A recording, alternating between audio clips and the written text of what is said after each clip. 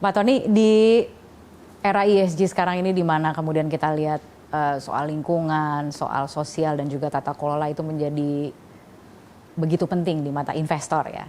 Apalagi strategi yang akan dijalankan ke depan dan apa target yang diharapkan akan diraih? Kalau soal governance ini kita ya perusahaan yang dengan tadinya dimiliki oleh Amerika memang tingkat governance-nya tinggi sekali. Kita juga punya departemen hak asasi manusia yang memastikan bahwa tidak ada karyawan yang melanggar hak asasi manusia dan lain sebagainya. Setiap tahun kita ada principle of business conduct yang harus diresertifikasi setiap tahun seluruh karyawan tanpa kecuali. Yaitu bagaimana berperilaku bisnis yang etik dan juga tentu anti korupsi ya. Dari segi sosial tadi saya sampaikan bahwa dari awal kami sudah merencanakan kegiatan sosial kita embedded ke dalam perencanaan tambang itu sendiri.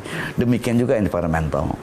Jadi soal lingkungan itu sudah embedded dalam setiap perencanaan tambang kita. Setiap bisnis plan kita selalu memasukkan unsur-unsur lingkungan itu untuk harus diperhatikan dari mulai mendesainnya.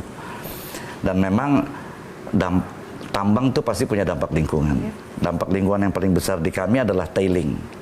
Tailing ini kan sebenarnya adalah batuan yang digerus secara halus, diambil mineral berharganya, yang tidak berharga ini jadi tailing. Jadi sebenarnya dari batu kembali lagi menjadi pasir gitu. Dan prosesnya adalah proses fisika yang hanya mencampur dengan alkohol. Jadi tidak ada bahan kimia di situ. Tapi memang jumlah tailing ini kan besar sekali. Jadi ada pohonan yang dilalui tailing itu akan tertutup pori-porinya dan mati, tapi hanya temporer. Nantinya akan bisa tumbuh lagi menjadi hutan muda dalam waktu 10 tahun.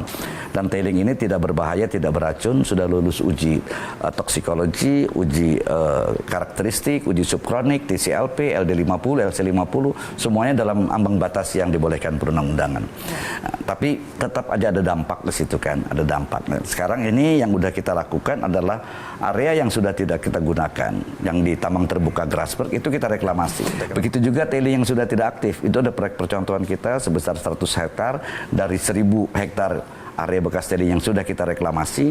Itu kita buktikan bahwa tailing itu bisa jadi lahan produktif, ada perikanan di situ, bisa tumbuh baik, bisa hidup dengan baik, pohon-pohonan, buah-buahan dan lain sebagainya bisa tumbuh dengan baik, ekosistem di mana banyak kupu-kupu. Kalau kupu-kupu banyak itu berarti ekosistemnya variatif ya. Di samping tentu komitmen kita terhadap carbon emission itu udah kita 2 tahun yang lalu di COP di Glasgow kita declare komitmen kita untuk reduce 30% carbon emission di tahun 2030.